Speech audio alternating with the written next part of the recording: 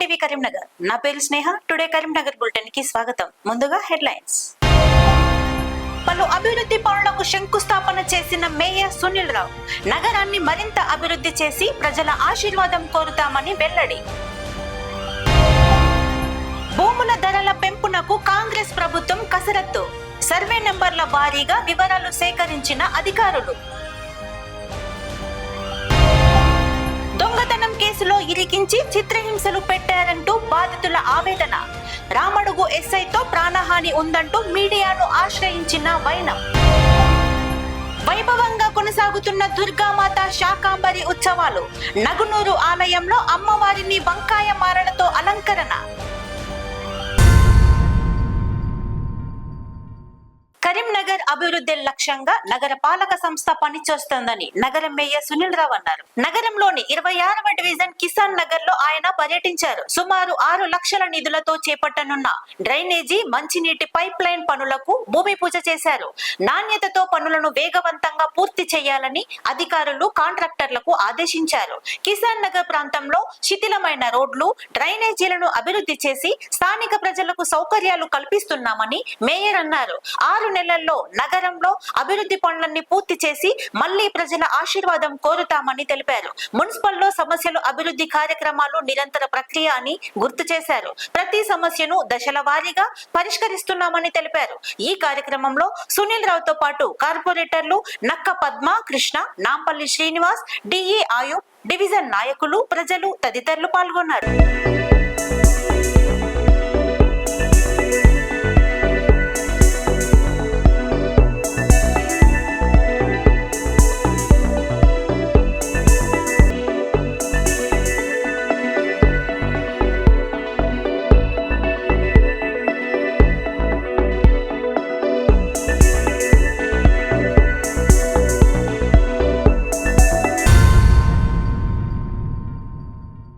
వ్యవసాయ భూములు, ఇతర ఆస్తులకు కొత్త ధరలను నిర్ణయించే పనుల్లో జిల్లా అధికార యంత్రాంగం నిమగ్నమైంది. కాంగ్రెస్ ప్రభుత్వం భూములు, ఆస్తుల విలువలను సవరించాలని నిర్ణయించింది. ఈ మేరకు స్టాంపులు, రిజిస్ట్రేషన్ల శాఖ విడుదల చేసిన మార్గదర్శకాలతో ఇప్పటికే కరీంనగర్ జిల్లా తిమ్మాపూర్ సబ్ రిజిస్టర్ పరిధిలోని తిమ్మాపూర్, మానకొండూర్, గన్నేర్వరం, చిగురుమామిడి మండలాలకు సంబంధించి భూములు, ఆస్తులకు సంబంధించి సర్వే పూర్తి చేశారు. ఇట్టి నివేదికను ఉన్నతాధికారులకు అందజేశామని సబ్ రిజిస్టర్ రాజేష్ అన్నారు. మార్కెట్ విలువ పెంపుపై ఇప్పటికే సబ్ రిజిస్టర్ కార్యాలయాల పరిధిలోని గ్రామాలు, పట్టణాలు సర్వే నెంబర్ల వారీగా వ్యవసాయ భూములు, స్థలాలు, వెంచర్లు, అపార్ట్మెంట్లకు సంబంధించి పూర్తి వివరాలు సేకరించారు. నేషనల్ హైవే, సబ్ హైవేలకు, ఇంటర్నల్ రోడ్లు, ప్రస్తుత ఇళ్లు, డిమాండ్ ఉన్న ప్రాంతాల సమీపంలో ఉన్న భూములు, కమర్షియల్ గా ఉపయోగిస్తున్న వాటి సర్వే నెంబర్లు అధికారులు సేకరించారు. ప్రభుత్వ ఆదేశాల మేరకు ఏ భూములకు ఎంతెంత ధరలు పెంచాలనే దానిపై కసరత్తు చేసి ప్రతిపాదనలు ఉన్నతాధికారులకు పంపించారు. రాజ్య రహదారికి ఆనుకొని ఉన్న గ్రామాలకు ముఖ్యంగా ధరలు ఎక్కువగా పెరిగే అవకాశం ఉందని అధికారులు చెబుతున్నారు. తిమ్మాపూర్ మండల కేంద్రంతో పాటు హైవేపై ఉన్న కొన్ని ప్రాంతాల్లో మార్కెట్ విలువ గజం 2100 రూపాయలు గరిష్టంగా, కనిష్టంగా 1100 రూపాయలు ఉంది. రియల్ ఎస్టేట్ వ్యాపారులు వ్యవసాయ భూముల్ని కొనుగోలు చేసి వెంచర్లుగా చేసి గజాలుగా విక్రయిస్తున్నారు. దీంతో కొన్ని గ్రామాల్లో భూముల ధరలు విపరీతంగా పెరిగాయి. ప్రస్తుత ప్రభుత్వం తీసుకునే నిర్ణయంతో ఇంకా ధరలకు రెక్కలు వచ్చే అవకాశం ఉందని భావిస్తున్నారు. రోడ్లు, మౌలిక వసతులు ఉన్న గ్రామాల భూములకు ఎక్కువగా ధరలు నిర్ణయించే అవకాశం ఉందని అంటున్నారు. మొత్తంగా ఈ ధరలు 10% నుంచి 50% వరకు పెరిగే అవకాశం ఉందని అధికారులు పేర్కొంటున్నారు. రామడుగు సబ్ ఇన్స్పెక్టర్ తో తనకు ప్రాణహాని ఉందంటూ కరీంనగర్ లో బాధితులు మీడియాను ఆశ్రయించారు. నగరంలోని ప్రెస్ భవన్ లో కూతాడి కనకయ్య మీడియాతో తన గోడు వెళ్లబోసుకున్నారు. తప్పుడు ఆరోపణలతో ఎస్ఐ సురేందర్ తన భర్తను చిత్రహింసలు పెట్టడమే కాకుండా భయభ్రాంతులకు గురిచేస్తున్నారని అతని భార్య అనిత ఆరోపించారు. దొంగతనం కేసులో అన్యాయంగా ఇరికించి నేరాన్ని ఒప్పుకునేంత వరకు చిత్రహింసలు పెట్టారని తెలిపారు. ఎస్ఐ సురేందర్ పై చర్యలు తీసుకోవాలని డిమాండ్ చేశారు. ఎస్ఐ తను చేసిన నేరాన్ని తప్పించుకోవడానికి కొన్ని సంఘాల నాయకులతో బాధితులపై తప్పుడు ఆరోపణలు చేయడం మానుకోవాలని జిల్లా కేవీవీపీఎస్ కార్యదర్శి సురేష్ కోరారు. ఈ సమావేశంలో కుతాడి కనకయ్యతో పాటు కుతాడి అనిత, జిల్లా కేవీపీఎస్ కార్యదర్శి తిప్పారపు సురేష్, ఐద్వా జిల్లా కార్యదర్శి నాగరాణి, పుష్పలత, రాణి తదితరులు పాల్గొన్నారు. మా ఆయనను తీసుకుపోయి మరి టార్చర్ పెట్టుకుంటా కొట్టుకుంటా మమ్మల్ని ఒప్పుకోమని కాంప్రెస్ గమ్మనుడు కొట్టుడు ఇవన్నీ మాకు ఏంది సారు? చేయని తప్పుకు మీరేసి మమ్మల్ని టార్చర్ పెట్టి కొట్టుడేంది సారు? మాకు న్యాయం కావాలి సార్, మాకు న్యాయం కావాలి. ఆయన ఏ దొంగతనం చేయలేదు, చేశాను ఒప్పుకోమని కొడితే ఆయన ఏదో ఒప్పుకున్నందుకు ఇవన్నీ మాకు బాధ సార్. మాకే తప్పు తెలియదు, మాకు న్యాయం కావాలి సార్, మాకు న్యాయం కావాలి సార్. వాళ్ళు అది సార్ 11 తారీఖు నాడు వచ్చిర్రు. వచ్చి అరే లే లంజోడుకలే ఎరకల్ లంజగోడుక అనుకుంటా ఆయనను తీసుకుపోయారు సార్. తీసుకుపోయి సార్ ఒక్క నిమిషం సారు, ఏమైంది సారు చెప్పండి సారు, ఆయన ఎందుకు తీసుకుపోతున్నాను అడిగితే నువ్వు రామడ్ పోలీస్ స్టేషన్కి రాండ్రి అని అన్నారు. అన్నాక మేము పోయినాం సార్. ఆ వరకు ఆయన 4 గంటలు తీసుకుపోయారు.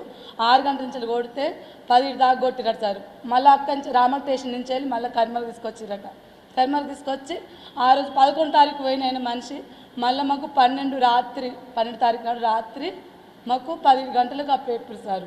మళ్ళీ తర్వాత 13 తారీఖు నాడు తీసుకుపోయారు, ఆ రోజు కొట్టిర్రు. మళ్ళీ 15 తారీఖు నాడు తీసుకుపోయారు సార్. తీసుకుపోయి ఆ రోజు ఆయనకు బాగా స్థితిలో ఉన్నాడు. స్థితిలో లేకపోయేసరికి ఆయనకు ఏం మాటలు లేకపోయేసరికి ఆయన వదిలిపెట్టేసారు. మళ్ళీ 26 తారీఖు నాడు తీసుకుపోయారు సారు.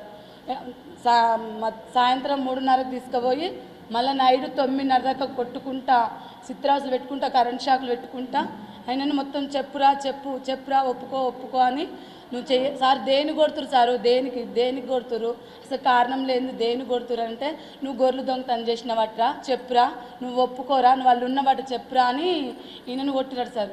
కొడితే సార్ నేను ఏ తప్పు వేయలేదు సారు, నేను దేనికంటే దానికి ఉంటా సారు, నన్ను కొట్టకురు సార్ అంటే అరే చచ్చిపోతావురా చెప్పురా అని ఓసారి వచ్చి చెప్పురట, చెప్పురా ఒప్పుకోరా అని ఓసారి వచ్చి అనుడట సార్. 8 మంది సార్లు కూర్చుండి మొత్తం ఆయన మొస వెళ్ళకుండా కూర్చుండి మరి కరెంట్ షాక్ పెట్టుకుంటూ కొట్టిరట సార్. ఇది న్యాయమేనా సార్ చెప్పండి, మీరే చెప్పండి. మాకు ఎవరు ఇక న్యాయం చేసేవాళ్ళు ఎవరు? పోలీసు వాళ్ళే ఎంత మంచి వాళ్ళు అనుకుంటాం, వాళ్ళే గట్లా కొట్టినప్పుడు మా పరిస్థితి ఏంటి సార్ చెప్పు.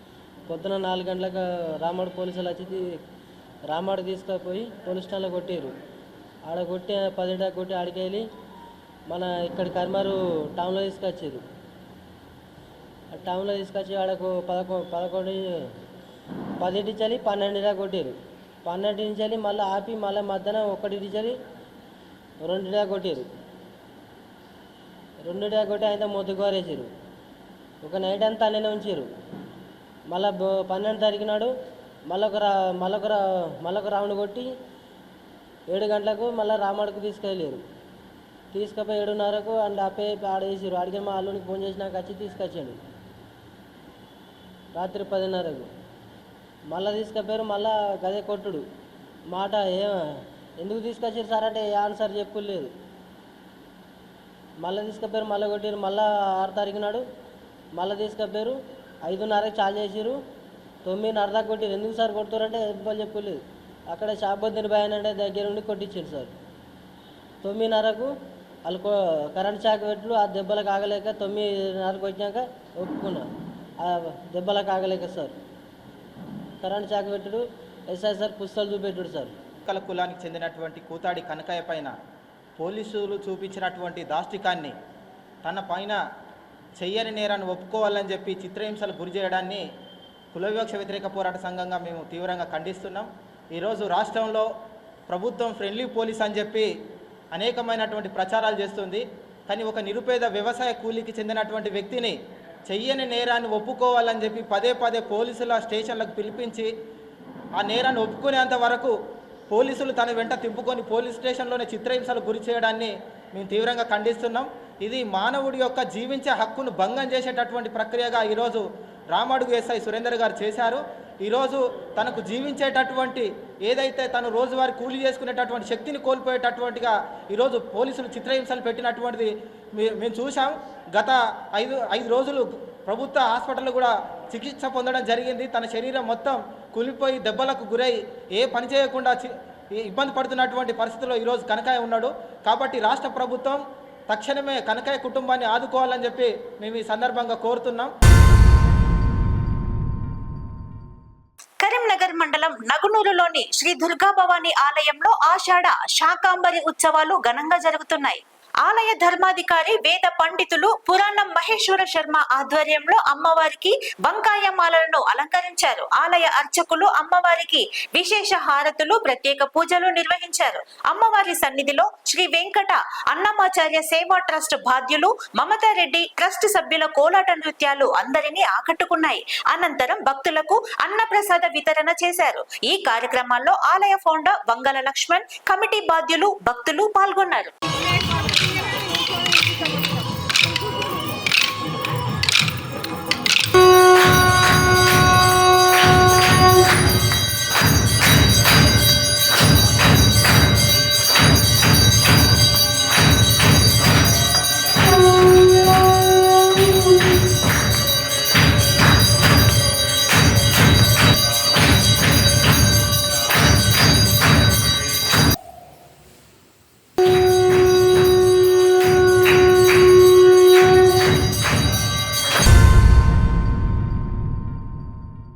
కార్మికుల సమస్యలను పరిష్కరించాలని కోరుతూ కరీంనగర్ లో సిఐటియు నాయకులు ఆందోళనకు దిగారు. నగరంలోని కలెక్టరేట్ ఎదుట సిఐటియు ఆధ్వర్యంలో ఆశా వర్కర్లు ధర్నా చేపట్టారు. ధర్నా అనంతరం అడ్మినిస్ట్రేషన్ ఆఫీసర్ సుధాకర్ కు వినతి పత్రం అందజేశారు. కేంద్ర ప్రభుత్వం ప్రైవేటీకరణ విధానాలను వేగంగా అమలు చేస్తోందని ఎడ్ల రమేష్ అన్నారు. ఎన్నికల ఫలితాలు వెలువడిన వెంటనే 4 లేబర్ కోడ్లను అమలు చేస్తామని బీజేపీ ప్రకటించిందన్నారు. ముఖ్యమంత్రి కార్మిక సంఘాలతో సమావేశమై సమస్యలపై చర్చించి పరిష్కరించాలని కోరారు. ఈ కార్యక్రమంలో ఎడ్ల రమేష్ తో పాటు తెలంగాణ మున్సిపల్ వర్కర్స్ యూనియన్ రాష్ట్ర ప్రధాన కార్యదర్శి జనగాం రాజమల్లు, పలు సంఘాల నాయకులు, ఆశా వర్కర్లు తదితరులు పాల్గొన్నారు.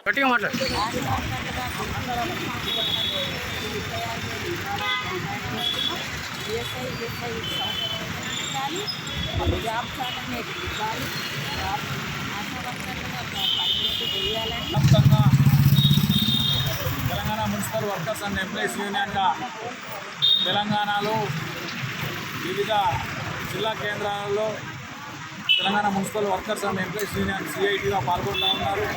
ప్రధానంగా మోడీ ప్రభుత్వం 3వ అధికారంలోకి వచ్చిన తర్వాత మళ్ళీ బడ్జెట్ సమావేశాలు ప్రారంభం కాబోతూ ఉన్నాయి. ఈ బడ్జెట్ సమావేశాల్లో కనీస వేతనం 26,000 అమలు చేయాలి. అలాగే ఏదైతే ఈఎస్ఐ సంబంధించినటువంటి ఉపసమరణలు చేస్తూ ఉన్నాడో దాన్ని కూడా కొనసాగించాలి. ఉపసమరణలు చేసుకుని మానుకోవాలి. పెన్షన్ కనీస పెన్షన్గా 9,000 రూపాయలు ఇవ్వాలి. అలాగే కార్మిక చట్టాలను మార్చాలని చూస్తున్నటువంటి మోడీ అంటే ఏదైతే పారిశ్రామికవేత్తలకు బడా పెట్టుబడిదారులకు మాత్రమే అనుకూలమైనటువంటి చట్టాలు చేయడానికి సిద్ధపడతా ఉన్నాడు. ఈ సమావేశాల్లోనే జరిగేటువంటి సమావేశాల్లో నిర్ణయాన్ని వెనక్కి తీసుకోవాల్సిందిగా కోరుతా ఉన్నాం. ఆశా కార్యకర్తల సమస్యలను పరిష్కరించాలని కోరుతూ కరీంనగర్ జిల్లా మానకొండూరులో సిఐటియు నాయకులు ఆందోళనకు దిగారు. ఈ మేరకు మానకొండూరు తహసీల్దార్ కార్యాలయం ఎదుట సిఐటియు ఆధ్వర్యంలో ధర్నా చేపట్టారు. అనంతరం తహసీల్దార్ రాజుకు వినతి పత్రం అందజేశారు. జూలై 10వ తేదీన దేశవ్యాప్తంగా ఆశా కార్యకర్తల కోరికల దినోత్సవం సందర్భంగా అధికారులకు వినతి పత్రం అందజేశామని జిల్లా సిఐటియు నేత సుంకరి సంపత్ అన్నారు. కేంద్ర ప్రభుత్వం ఆశా కార్యకర్తల హక్కులను పూర్తిగా విస్మరిస్తోందని ఆరోపించారు. 45వ ఐఎల్సి సిఫార్సు అమలు చేసి కనీస వేతనం 26,000 రూపాయలు అందించాలని కోరారు. పిఎఫ్, ఈఎస్ఐతో పాటు గుర్తింపు కార్డులు అందించాలన్నారు. లేని ఎడల ఆశా కార్యకర్తలమంతా కలిసి పెద్ద ఎత్తున ఉద్యమిస్తామని హెచ్చరించారు. ఈ కార్యక్రమంలో సుంకరి సంపత్ తో పాటు ఆశా యూనియన్ అధ్యక్షురాలు లక్ష్మి, మండల నాయకులు తదితరులు పాల్గొన్నారు. పోరాడదాం కనీస వేతనం 26,000 రూపాయలు ఇచ్చేంత వరకు. పోరాడదాం కనీస వేతనం 26,000 రూపాయలు ఇచ్చేంత వరకు. ఆశా కార్యకర్తల ఐక్యత, ఆశా కార్యకర్తల ఐక్యత. పోరాడదాం టీఎఫ్ఎస్ సౌకర్యం కల్పించేంత వరకు ప్రకటించింది. ఈ నేపథ్యంలో కోరికల దిన సందర్భంగా అన్ని తహసీల్దార్ కార్యాలయం ముందు ఆశా కార్యకర్తలు ఎదుర్కొన్న సమస్యల మీద ధర్నాలు చేసి స్థానికంగా ఉన్న తహసీల్దార్ కార్యాలయంలో వినతి పత్రాలు ఇవ్వడం జరుగుతూ ఉన్నది.